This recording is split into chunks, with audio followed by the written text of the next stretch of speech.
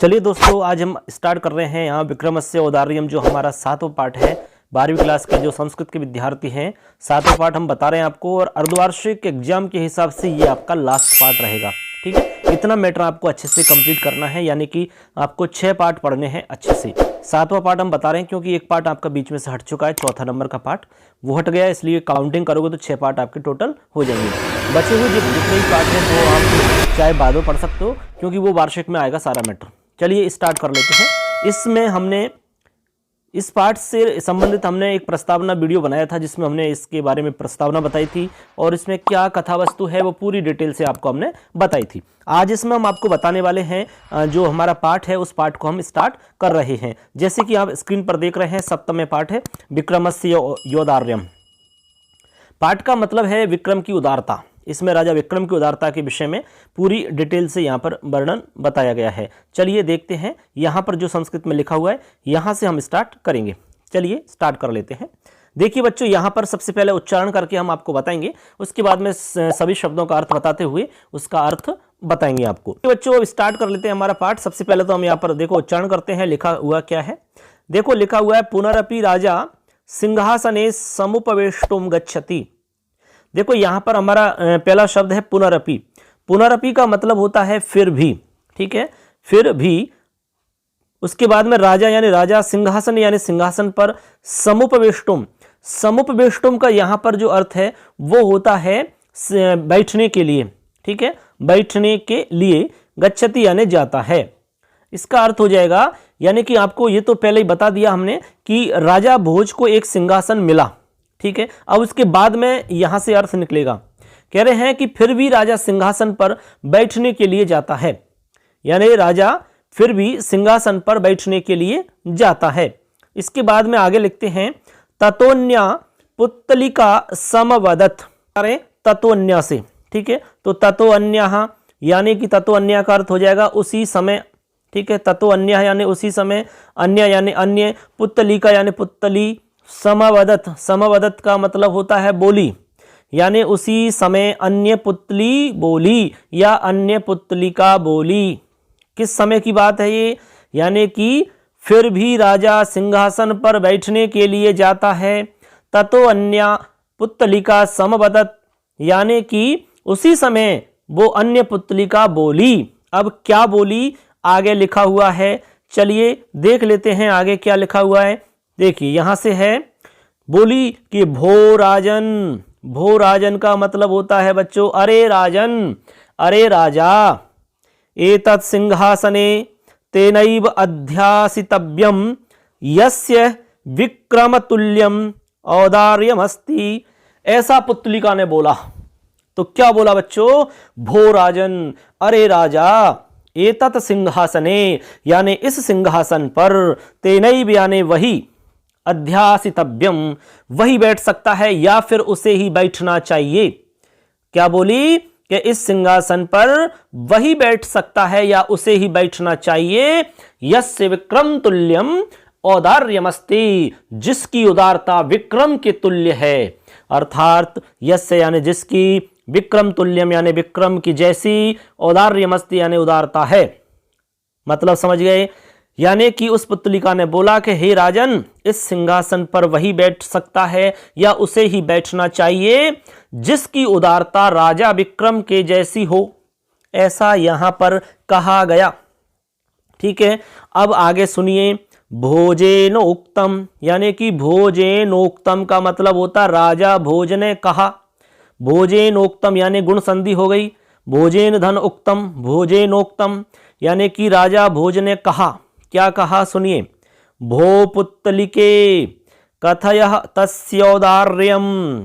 उस राजा ने कहा कि भो पुत्तलिके, अरे पुत्तलिके, कथयः यानी कहो, तस्य औदार्यम उसकी उदारता कहो। बताओ कैसी उदारता है राजा विक्रम की?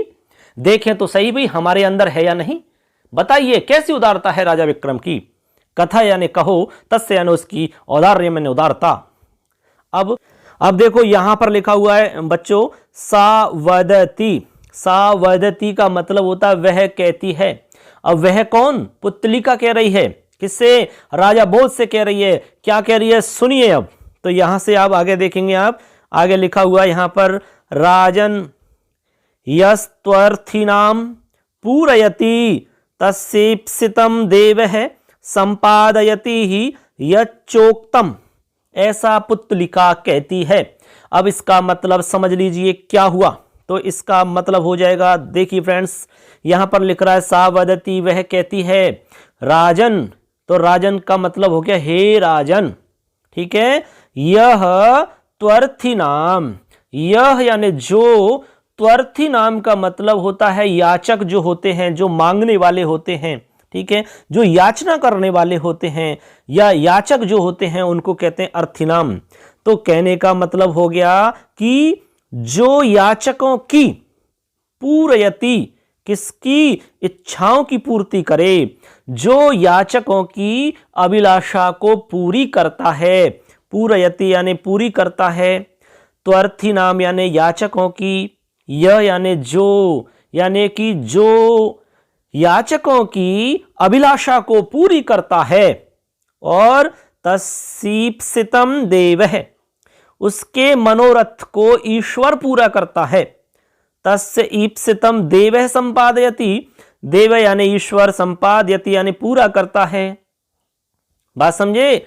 कहा कि हे राजन, जो याचकों की अभिलाषा को पूरा करता है, उनकी मन की इच्छाओं को पूरा करता है, उसके मनोरथ को ईश्वर पूरा करता है। देवा संपादयति, देव यानी ईश्वर पूरा करता है, तस्यैप्सितं यानी उसके मनों की इच्छाओं या उसके मन की इच्छाओं की पूर्ति ईश्वर के द्वारा की जाती है, ऐसा यहां पर कहा गया है। यच्चोक्तम, ठीक है, यानी कि और जैसा कि कहा गया है। यत च उक्तम, तीन शब्द है यहां पर बच्चों, यत च उक्तम, यहां पर संधि हो गई आपकी, यत चोक्तम बन गया, ठीक है। यत में तय जो है उसका श्चुत संधि से तय के स्थान पर च हो गया, उसके बाद में उक्तम में उ को ओ हो गया, यानी गुण संधि होकर के, तो अर्थ हो जाएगा और जैसा कि कहा गया है। अब क्या कहा गया है सुनिए, यानी कि वो समझा रही है कैसी उदारता है उसकी। तो उसने कह दिया कि हे राजन, जो याचकों की अभिलाषा को पूरी करता है और उसके मनोरथ को ईश्वर पूरा करता है, और जैसा कि कहा गया है। अब क्या कहा गया है, एक बढ़िया से श्लोक के माध्यम से यहां पर उसके बारे में बता रहे हैं। यहां जो श्लोक है, ये श्लोक आपका उपजाति छंद का है। किसका है? उपजाति छंद का है। उपजाति जो छंद होता है वो इंद्रवज्रा और उपिंद्रवज्रा दोनों के मिश्रण से बनता है। तो देखिए एक बार हम पढ़ लेते हैं। उपजाति का लक्षण आपको पता ही होगा।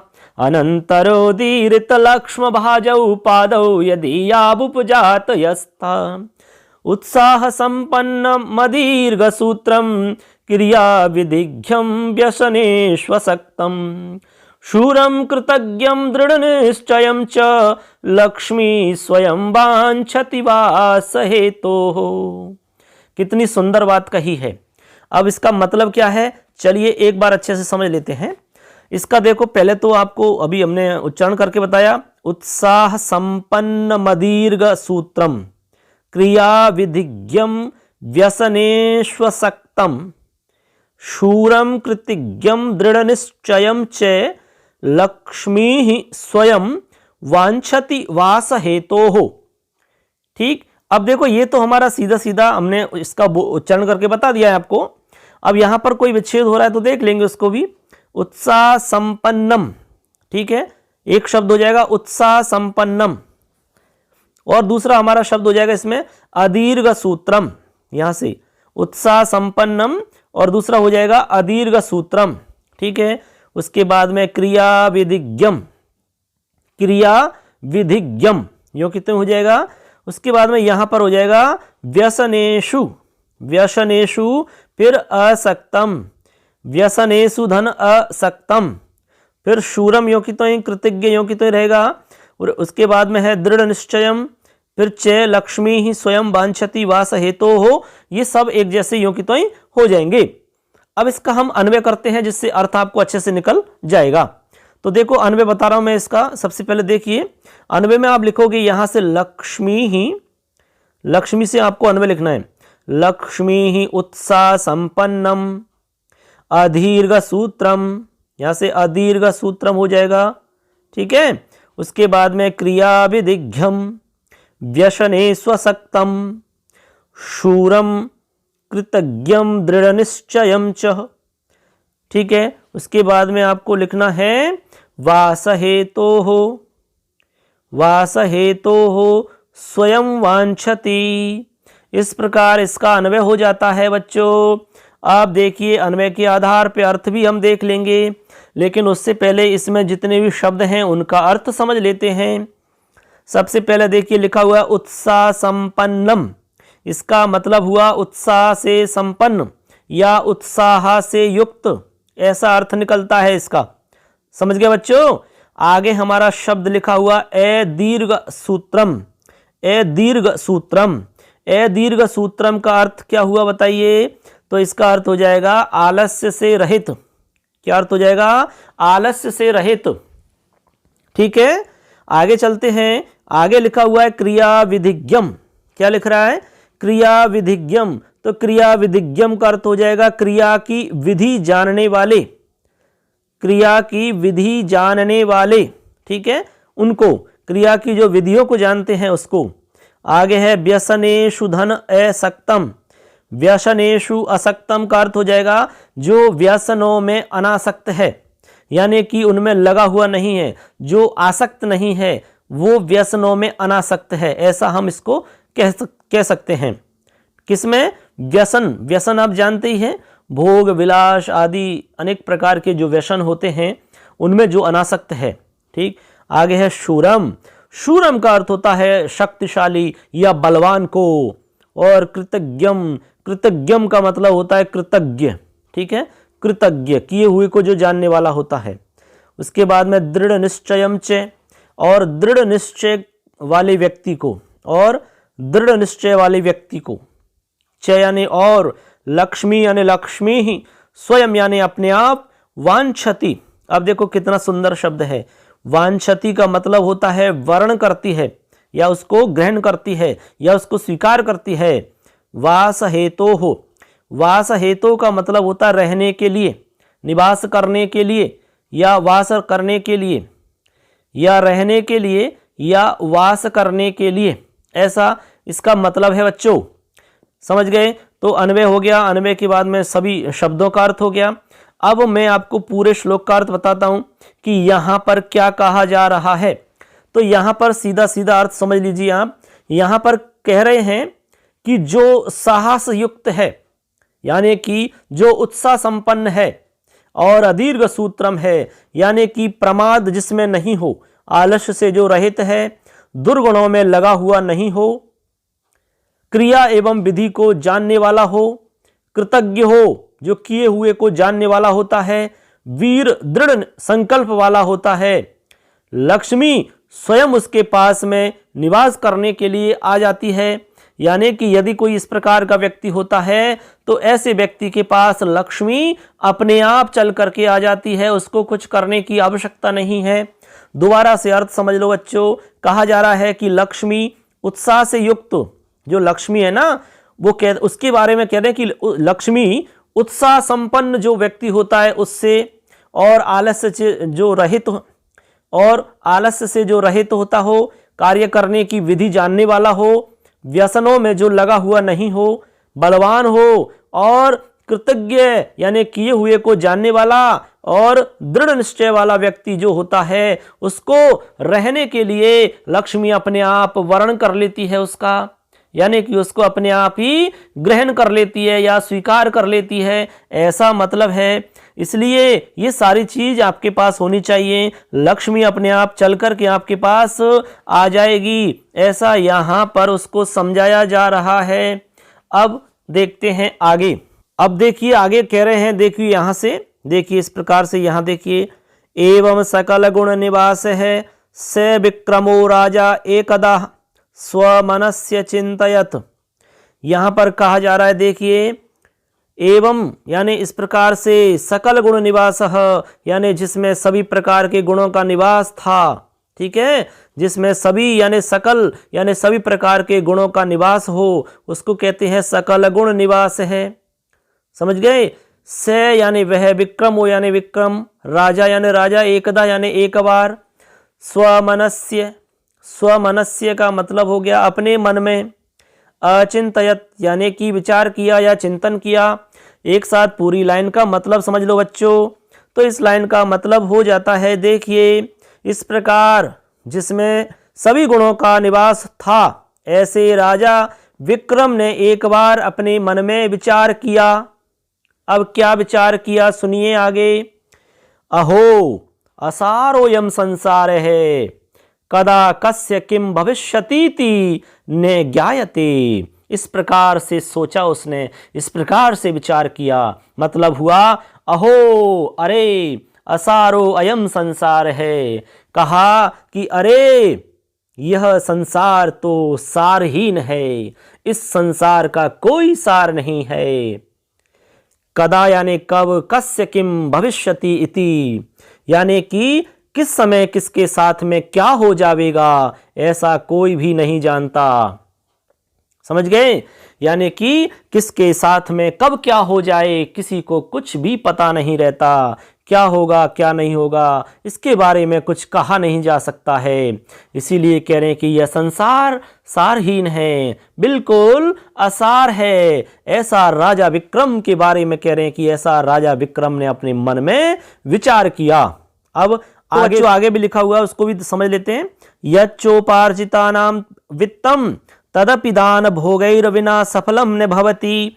इसका मतलब होता है, देखिए, यत यानी कि, च यानी और, उपार्जिता यानी मतलब होता है संग्रह करने वालों का धन, वित्तम यानी धन, तदपि का मतलब होता है फिर भी, दान भोगैर बिना यानी दान और भोग के बिना, सफलम यानी सफल, न भवति यानी नहीं होता है।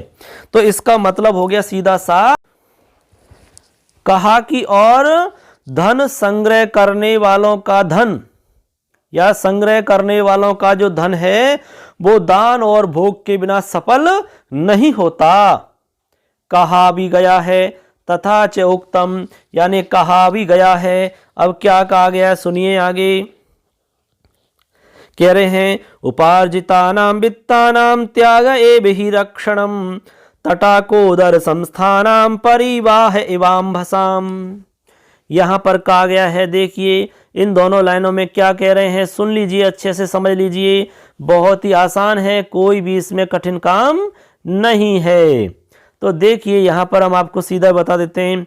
उपार्जितानाम वित्तानाम, उपार्जिता नाम का अर्थ होता है बच्चों संग्रह करना, उपार्जित करना, इकट्ठा करना। अब किसका इकट्ठा करना? वित्तानाम यानी वित्त का। वित्त का मतलब होता है धनों का, यानी कि धनों का इकट्ठा करना या फिर इकट्ठा किए गए धनों का। जो आपने धन इकट्ठा किया है उस इकट्ठे किए हुए धन का त्याग एव यानी त्याग ही, त्याग एव का मतलब त्याग ही, समझ रहे हो बात को, त्याग करना ही। समझ गए? आगे कह रहे हैं ही रक्षणम यानी त्याग करना ही उसका रक्षण है, यानी त्याग करना ही रक्षा करना है। बात समझ रहे हो कि नहीं? उसका त्याग करना ही क्या है? रक्षा करना। आगे कह रहे हैं तटाकोदर संस्थानम, तटाकोदर संस्थानम। अब इसका क्या मतलब है? इसका मतलब होता है तटाकोदर संस्थानम का यानी कि तालाब के अंदर जो स्थित, तटाका यानी तालाब होता है, उदर यानी उसके पेट में, संस्थानम यानी स्थित, यानी तालाब के अंदर स्थित संस्थान हो गया। परिवाह, परिवाह का अर्थ क्या होता है? तो परिवाह का अर्थ यहां पर क्या है बच्चों? यहां होता है निकास के। परिवाह का मतलब होता है निकास के, ठीक है। उसके बाद में इव अम्भसाम, इव अम्भसाम, इव यानी समान होता है और अम्भसाम का अर्थ होता है आपका यहां पर जलों के। अम्बस यानी जल होता है और लिखा हुआ अम्बसाम तो अर्थ हो जाएगा जलों के। किसके? जलों के। अब इसका मतलब क्या है? राजा विक्रम का कथन है। क्या कथन है?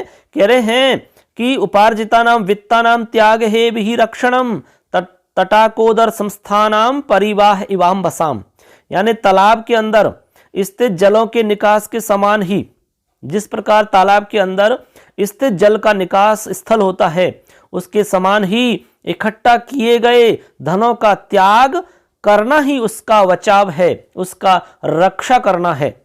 अब किसको दान देना या त्याग करना? सत्पात्रों को देना, यानी अच्छे लोगों के पास दान देना ही उस धन का क्या है, रक्षा करना है, उस धन का बचाव है, ऐसा यहां पर बता रहे हैं। कहने का मतलब होता है कि जिस प्रकार तालाब होता है तो तालाब के अंदर उसके गर्भ में स्थित जो एक निकास द्वार होता है, उस निकास द्वार से ही वह स्वच्छ रहता है, साफ सुथरा रहता है, पानी आप ताजा भर सकते हैं तो वो गंदगी उसमें नहीं रहती है। इसी प्रकार कह रहे हैं कि इकट्ठा किए गए धनों का त्याग करना ही उसका बचाव है।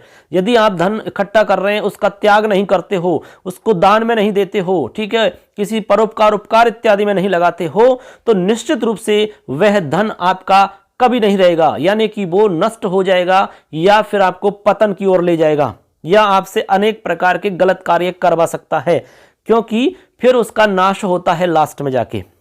ऐसा यहां पर समझाते हैं। आगे भी कह रहे हैं अपीचे। अपीचे का मतलब और भी, यानी बच्चों अगला श्लोक है हमारा, जहां पर देखो लिखा हुआ है अपीचे, यानी कि और भी, कहने का मतलब और भी कुछ बता रहे हैं। क्या बता रहे हैं सुनिए।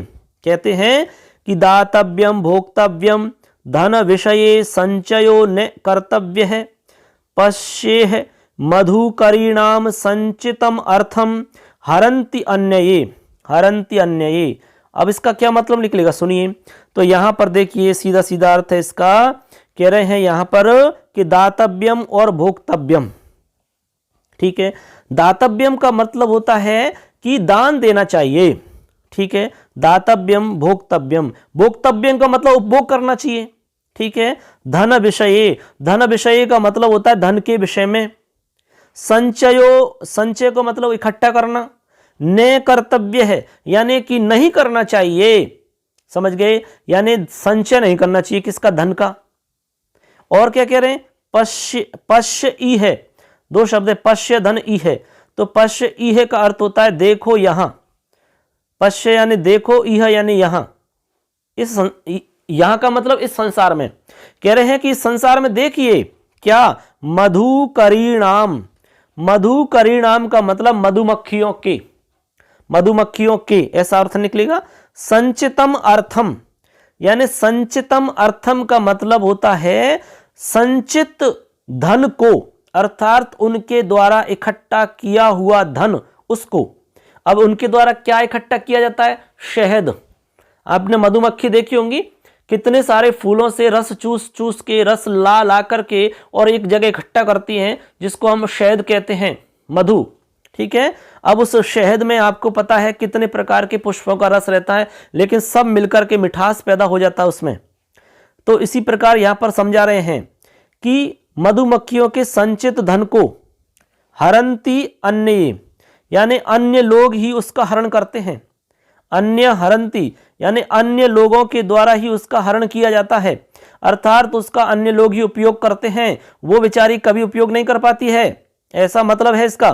तो अब इसका पूरे को अच्छा समझ लो। यहां पर राजा विक्रम कहते हैं, क्या कह रहे हैं कि दान के विषय में कहा गया है कि धन का संचय नहीं करना चाहिए, सतपात्र को दान देना चाहिए, जो अच्छा व्यक्ति है, जो सतपात्र है, उसको दान देना चाहिए, भोग करना चाहिए और स्वयं को भोग करना चाहिए धन का। इस संसार में तुम देख लो, मधुमक्खियों के संचित धन को, अर्थात उनके द्वारा इकट्ठा किए हुए शहद को अन्य लोग ही प्रयोग करते हैं, अन्य लोग ही उसका मजा लेते हैं, ऐसा इसका मतलब है। अब चलिए बच्चों आगे देखते हैं। अब देखो आगे भी कथा सुना रहे हैं, यहां पर जो पुतलिका है वो राजा भोज को कथा सुनाती हुई आगे क्या कह रही है सुनिए। आगे कह रही है, इत्येवं विचार्य सर्वस्व दक्षिणम यज्ञम कर्तुम उपक्रांतवान। अब देखो यहां पर आगे क्या कहा, उन्होंने कहा कि इस प्रकार से, इत्येवं यानी इस प्रकार से, ठीक है, इत्येवं हो गया, यानी कि इस प्रकार से, विचार्य का मतलब विचार करके, सर्वस्व दक्षिणम यज्ञम यानी सर्वस्व दक्षिण नामक यज्ञ, यानी यज्ञ का नाम है ये, जिसमें सब कुछ दक्षिणा के स्वरूप में दे दिया जाता है, उस यज्ञ का नाम है सर्वस्व दक्षिणम यज्ञम, ठीक है। ये हमारा यज्ञ है। देखो यहां तक का आगे लिखा हुआ है, कर्तुम उपक्रांतवान। क्या लिख रहा है, कर्तुम उपक्रांतवान, कर्तुम यानी करने के लिए, उपक्रांतवान का मतलब उपक्रम किया, यानी प्रयास किया या कुछ कार्य किया, ठीक है, उद्यम किया, कुछ उन्होंने कार्य किया, ऐसे समझ सकते हैं आप। तो अब इसका अर्थ निकलेगा कि इस प्रकार से विचार करके राजा विक्रम ने सर्वस्व दक्षिण नामक यज्ञ को संपादित करने का उपक्रम किया, अर्थात उन्होंने प्रारंभ किया कार्य। किसका कार्य? सर्वस्व दक्षिण नामक यज्ञ करने का उपाक्रांत किया उन्होंने, या उपक्रम किया, कहने का मतलब उन्होंने वो काम प्रारंभ कर दिया। अब आगे सुनिए, आगे लिख रहे हैं ततः शिल्पीभिरतीव मनोहरो मंडपे कारिते है। बहुत ही सुंदर बात है। फिर कह रहे हैं कि उसके बाद, ततः यानी उसके बाद, शिल्पीभीर अतीव मनोहरो, शिल्पी भी का मतलब होता है जो अच्छे कारीगर हैं, उन अच्छे कारीगरों के द्वारा मनोहरो मंडपे है, यानी अत्यंत मनोहर यज्ञ का मंडप बनवाया। ठीक है, कारिता यानी करवाया का मतलब बनवाया, मंडप यानी मंडप, किसका मंडप? कोई शादी ब्याह तो हो नहीं रहा, यज्ञ का मंडप बनवाया, क्योंकि उसे सर्वस्व दक्षिण नामक यज्ञ करना है। तो इसलिए उसने जो अच्छे अच्छे कारीगर थे, कुशल कारीगर थे, उनके द्वारा उन्होंने बहुत ही सुंदर, जो मन को अच्छा लगने वाला होता है, ऐसे यज्ञ, इस प्रकार के यज्ञ मंडप का उन्होंने निर्माण करवाया। आगे सुनिए, अब देखो आगे लिख रहे हैं यहां पर, बहुत ही अच्छी बात है, सर्वापि यज्ञ सामग्री समहृता। तो इसका मतलब हो गया सर्वापि यज्ञ सामग्री समहृता का मतलब हुआ कि सभी प्रकार की जो यज्ञ में आवश्यक सामग्री है उस सामग्री को लाया गया, यानी कि सभी प्रकार की यज्ञ सामग्री को लाया गया, ऐसा यहां पर मतलब है। आगे सुनिए, आगे लिख रहे हैं देव मुनि गंधर्व यक्ष सिद्धादयश्च समाहूताः। मतलब देव मुनि गंधर्व यक्ष सिद्धादयश्च समाहूता, अब उन्होंने सभी लोगों को बुलाया। तो कह रहे हैं कि यज्ञ में सम्मिलित होने के लिए उन्होंने देव मुनि गंधर्व यक्ष और सिद्धि आदि आमंत्रित किए गए, यानी सबको समाहूता, समाहूता का मतलब आमंत्रित किया गया या उनको बुलाया गया। अब किस किस को बुलाया अच्छी तरह समझ गए होंगे आप। इसमें देव बुलाए, मुनि भी बुलाए, गंधर्व यक्ष सिद्ध आदि सभी को बुलाया उन्होंने। आगे सुनिए, आगे लिख रहे हैं कि तस्मिन् अवसरे समुद्रमावहनार्थम कश्चित ब्राह्मणः समुद्र तीरे प्रेषित है। बहुत ही अच्छी बात है। कह रहे हैं कि उसी अवसर पर, तस्मिन् अवसरे यानी उसी समय पर, समुद्रम आह्वानार्थम यानी समुद्र को बुलाने के लिए, आह्वान करना बुलाने के लिए, कश्चित ब्राह्मण यानी कि किसी ब्राह्मण को, प्रेषिता यानी भेजा गया। तो मतलब हो गया कि उस समय या उस अवसर पर समुद्र को बुलाने के लिए भी राजा ने किसी ब्राह्मण को भेजा। आगे सुनो बच्चों, आगे लिखा हुआ है सोपि समुद्र तीरम गत्वा गंध पुष्पादि षोडशोपचार विधया ब्रवीत। मतलब ये हुआ कि वह भी, कौन? वह राजा, वह ब्राह्मण भी समुद्र के पास जाकर, समुद्र तीरम का मतलब समुद्र के पास, गत्वा यानी जाकर के, गंध पुष्पादि षोडशोपचार यानी गंध पुष्पादि 16 उपचार करके बोला, ए ब्रवीत यानी बोला। अब क्या बोला? भो समुद्र, अरे समुद्र, क्या बोल रहा है सुनो अब, अरे समुद्र विक्रमार्को राजा यज्ञम करोति, कि हे समुद्र राजा विक्रमादित्य यज्ञ कर रहे हैं। समझ गए? विक्रमार्को राजा यज्ञम करोति, विक्रमार्क जो राजा हैं यानी विक्रमादित्य राजा हैं, वो यज्ञ कर रहे हैं, ऐसा जाकर के बोला। आगे सुनिए, और कहा कि तेन प्रेषितो अहम त्वाम आवहातुम समागते। अब क्या कहा उन्होंने कहा कि उसके बाद उस ब्राह्मण ने कहा कि उस राजा के द्वारा भेजा गया हूं, मैं तुम्हें बुलाने के लिए यहां आया हूं। मतलब कहा उसने कि तेन प्रेषिता अहम, यानी कि मैं उसके द्वारा भेजा गया हूं, अहम त्वाम आवहातुम, तुम्हारे को बुलाने के लिए, समागता यानी तुम्हें बुलाने के लिए यहां पर मैं आया हुआ हूं। ऐसा उस ब्राह्मण ने समुद्र के लिए कहा या समुद्र से कहा। आगे सुनो, इति जल मध्य पुष्पांजलिम दत्वा क्षणम स्थित है। इस प्रकार से जल मध्य यानी जल के बीच में, ठीक है, हे इस प्रकार से वह जल के बीच में, ऐसा कह करके जल के बीच में पुष्पांजलिम यानी कि अर्घ्यादि पुष्पांजलि अर्पित करके क्षण भर के लिए वह रुक गया। क्षणम स्थिता यानी क्षण भर के लिए वह रुक गया। जैसे अपन जल अर्घ चढ़ाते हैं ना, जल अपने इस प्रकार से हाथों में लेकर के हम सूर्य को अर्घ चढ़ाते हैं, इस प्रकार से वह समुद्र को अर्घ चढ़ा रहा था और वो कुछ क्षण के लिए रुक गया। अब आगे सुनो, अब आगे देखिए, आगे लिखा हुआ है कोपी तस्य प्रत्युत्तरम ने ददौ, किसी ने भी उसके उत्तर का प्रत्युत्तर नहीं दिया, यानी कि किसी ने भी उसका प्रत्युत्तर नहीं दिया, ऐसा यहां मतलब है। यानी कि वह पुष्पांजलि हाथ जोड़ करके खड़ा हो जाता है, जल चढ़ाता है, किसी ने भी उसकी बात का जवाब नहीं दिया। कोपी यानी किसी ने भी, तस्य यानी उसकी, प्रत्युत्तरम यानी जवाब, ने ददौ यानी नहीं दिया, यानी कि किसी ने भी उसका जवाब नहीं दिया। आगे तत उज्जयनीम यावत प्रत्यागच्छति तावत देदीप्यमान शरीर है समुद्रो ब्राह्मण रूपी सन तमागत्यवदत। अब देखो यहां पर लिख रहे हैं, तो यहां पर क्या लिखा सुनिए।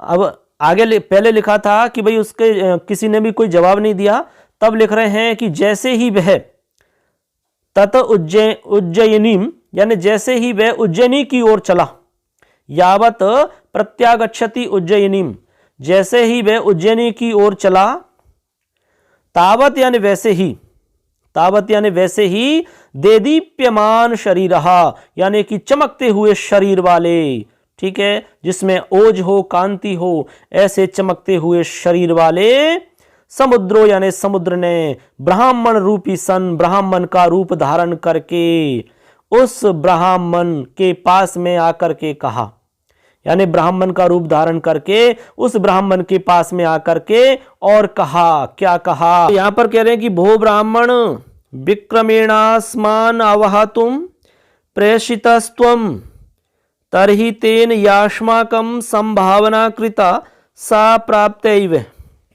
देखिए कह रहे हैं कि हे ब्राह्मण, तुम राजा विक्रम द्वारा हमको बुलाने के लिए भेजे गए हो। विक्रमेण अस्मान आवहा तुम प्रेषितः तुम, क्या राजा विक्रम के द्वारा हमें बुलाने के लिए तुम्हें भेजा गया है? उस राजा द्वारा जो हमारा आदर किया गया है, यानी कि यास्माकम संभावना करता, जो उस राजा के द्वारा हमारा आदर किया गया है, सा प्राप्तैव वह स्वीकार ही है। कहने का मतलब है कि उस राजा ने तुम्हारे को यहाँ पर भेजा है हमें बुलाने के लिए, उन्होंने जो हमें ये आदर सम्मान दिया है वह हमें स्वीकार है, ऐसा उस समुद्र देवता ने कहा। और आगे बोले फिर वो क्या, एतदेव सुहृदो लक्षणम यत समये दानमानादि क्रियते उक्तंच। अब यहाँ पर बहुत ही बढ़िया बात कही उन्होंने, कहा कि यही सन्मित्र का लक्षण है, यही सुहृद लक्षण है। सुहृद का मतलब अच्छा मित्र, उसका लक्षण है क्या कि यत समये दान मानादि क्रियते, कि समय अनुकूल दान मानादि किया जा रहा है, यानी कि समय के हिसाब से दान मान आदि किया जा रहा है। और कहा भी गया है उत्तम च, और कहा भी गया है, क्या कहा गया है सुनिए। तो यहां कह रहे उत्तम च कहा भी गया है। अब क्या कहा गया है आगे बता रहे हैं, देखिए ददाति प्रत्यघृणाति घुयमाख्याति पृच्छति भुंक्ते भोजयते चैव षड्विधिं प्रीति लक्षणम। यहां पर प्रीति के लक्षण बताए हैं, यानी कि जो प्रेम होता है उस प्रेम के लक्षण बताए यहां पर। अब यहां पर कह रहे हैं कि 6 प्रकार का प्रेम होता है, 6 प्रकार से प्रेम की अभिव्यक्ति की जा सकती है, उसी को यहां पर समझा रहे हैं। क्या है देखिए, एकदम सिंपल है, एक एक बात को हम पहले बता देते हैं आपको साफ साफ। तो यहां पर विद्वानों के द्वारा प्रेम के 6 प्रकार बताए गए हैं, या 6 प्रकार के जो प्रेम हैं उनके लक्षण बता रहे हैं। सबसे पहले कह रहे हैं कि ददाती, ददाती का मतलब होता है देता है, ददाती यानी देना, ठीक है, यानी कि वह प्रेमी जन अपने व्यक्ति को देने योग्य हो, ददाती यानी देता है। प्रतिगृणाति, प्रतिगृणाति का मतलब और उससे ग्रहण करने योग्य होता है, यानी कि लेता भी है, यानी कि देना भी चाहिए, या देता भी है और लेता भी है। आगे है गुह्यम आख्याति पृच्छति, गुह्यम आख्याति और पृच्छति, गुह्यम का मतलब होता है जो गोपनीय बात होती है, मतलब समझ रहे हो ना। तो गुह्यम का मतलब गोपनीय बात को कहता है और पूछता है। वे दोनों आपस में गुप्त वार्ता करते हैं। आपको पता है कि जो मित्र होते हैं वास्तव में पक्के वाले दोस्त, वो किसी भी बात को एक दूसरे के साथ में शेयर कर सकते हैं, चाहे कितनी भी गोपनीय बात क्यों ना हो। यह है इसका मतलब, यानी कि वो बताता भी है और पूछता भी है। तो ददाती हो गया देता है, प्रतिगृणाति यानी स्वयं लेता है, गुह्यम आख्याति का मतलब होता है गोपनीय बात को बताता है, पृच्छति यानी पूछता है। आगे है भुंगते। भुंगते का यहां अर्थ होता है उपभोग करना, यानी कि उपभोग करता है, ठीक है, यानी कि स्वयं खाता है। और भोजयते यानी दूसरों को भी खिलाता है, यानी लोगों को भोजन करवाता है। चैव इस प्रकार से षड्विधम प्रीति लक्षणम, इस प्रकार से यह 6 लक्षण प्रीति के बताए गए हैं। तो इस प्रकार से कुल मिला के यहां पर कहा जा रहा है कि जो 6 बातें अभी बताई हैं ये प्रीति के लक्षण हैं, यानी कि ये प्रेम के लक्षण कहे गए हैं विद्वानों के द्वारा। ठीक है, इस प्रकार से यहां आप समझ गए होंगे। एक बार दोबारा सुन लो, यहां पर विद्वानों के द्वारा प्रेम के 6 लक्षण कहे गए हैं, यानी कि प्रेमी जन अपने व्यक्ति को देने योग्य को देता है, यानी कि देता है, और ग्रहण करने योग्य जो चीज होती है उसको ग्रहण भी करता है अर्थात लेता भी है, और गोपनीय बात जो होती है उसको कहता भी है और पूछता भी है, अर्थात वे दोनों आपस में एक दूसरे के साथ में कैसी भी बात हो उसको भी वो बातचीत को शेयर कर लेते हैं। यानी कि आपको पता है जो पक्के वाले दोस्त या मित्र होते हैं वो किसी भी बात को शेयर कर लेते हैं। आगे कह रहे हैं कि कुशल क्षेम आदि के बारे में प्रीति पात्र से जो जानता है। और फिर लिख रहे हैं भुंगते यानी भोजन करता है, स्वयं खाता है, और भोजयते यानी कि प्रेमी जन को भी भोजन कराता है। चैव यानी ये सब षड्विधम प्रीति लक्षणम, ये 6 प्रकार के लक्षण प्रीति के कहे गए हैं, यानी प्रेम के ये 6 लक्षण कहे गए हैं, ऐसा यहां बता रहे हैं। आगे लिख रहे हैं, देखिए, दूर स्थितानां मैत्री नश्यति समीपस्थानां वर्धते इति न वाच्यम। फिर कह रहे हैं यहां पर देखिए, कहा कि दूर स्थितानां मैत्री, मतलब यह हुआ कि प्रेमी के विषय में विद्वानों के अनेक तर्क हैं, और कोई यह भी कहता है क्या कि दूर स्थितानां मैत्री नश्यति, यानी कि दूर स्थित होने से या दूर रहने वालों की जो मित्रता है वो नष्ट हो जाती है, ऐसा भी कहते हैं कुछ लोग। दूर स्थितानां यानी दूर स्थित रहते हुए मित्रता नष्ट हो जाती है, और पास रहने से मित्रता बढ़ती है। समीपस्थानां वर्धते, समीप रहने से बढ़ती है, ऐसा नहीं कहा जाना चाहिए, ऐसा नहीं कहा जाना चाहिए, यानी कि ऐसा नहीं कह सकते हम। ऐसा नहीं है कि भाई दूर रहने से मित्रता खत्म हो जाएगी, मित्रता कम हो जाएगी, और नजदीक रहने से बढ़ जाएगी, कितनी बढ़ जाएगी ऐसी, ऐसा कुछ नहीं है। ठीक है, क्यों नहीं है सुनिए, आपको कारण भी बता रहे हैं यहां पर किस लिए नहीं है। गिरौ कलापि गगने पयोदो लक्षांतरे अर्कश्च जलेन पद्मम इंदुर्द्विलक्षे कुमुदस्य बंधुर यो यस्य मित्रम नहितस्य दूरम। समझ गए बात को, मित्रता कभी भी दूर रहने से कम नहीं होती है, बल्कि और मजबूत और अच्छी होती है। मित्रता चलती है विश्वास पर, ठीक है, एक दूसरे के सहयोग से, आवश्यकता पड़ने पर अपने आप को एक दूसरे के लिए समर्पण भाव से समर्पित करना, उससे चलती है आपकी मित्रता, ना कि समीप रहने से। कैसे बता रहे हैं इसमें देखिए, जो हमारा दूसरा श्लोक है बहुत अच्छे से उसमें बात को समझाया गया है। क्या कह रहे हैं सुनिए। तो कह रहे हैं कि जो जिसका आत्मीय व्यक्ति होता है वह उसका मित्र उससे दूर नहीं रहता। समझ गए, यानी कि जो जिसका मतलब आत्मीय होता है ना, वह मित्र उससे दूर कभी होता ही नहीं है। कैसे नहीं होता है सुनो, इसमें कारण बता रहे हैं। कह रहे हैं कि गिरौ कलापी यानी कि पर्वत पर मोर, जैसे गिरौ यानी पर्वत पर, कलापी यानी मोर, जिस प्रकार से पर्वत पर मोर होता है, ठीक है। गगने पयोदो, आकाश में बादल होते हैं, और लक्षांतरे अर्कश्च, लक्षांतरे यानी लाखों योजन की दूरी पर चमकने वाला सूर्य, अर्कश्च, ठीक है, अर्क यानी सूर्य होता है, लक्षांतरे लक्ष्य की दूरी पर, यानी लाखों योजन की दूरी पर चमकने वाला सूर्य, और जलेच पद्मम, और जल में कमल, ठीक है, जल में कमल, पद्मम यानी कमल।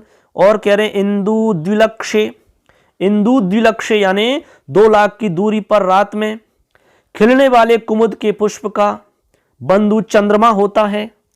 इंदु द्विलक्षे यानी 2 लाख जो योजन की दूरी पर स्थित होता है, यानी 2 लाख की दूरी पर जो स्थित होने वाला कौन चंद्रमा होता है, उसका जो कुमुद होता है, ठीक है, यानी कुमुद का जो पुष्प होता है वो उसका मित्र होता है। तो कह रहे हैं कि यस्य मित्रम न हि तस्य दूरम, तो मतलब हो गया कि जो जिसका आत्मीय होता है, जो जिसका मित्र होता है, वह उसका मित्र उससे दूर नहीं होता।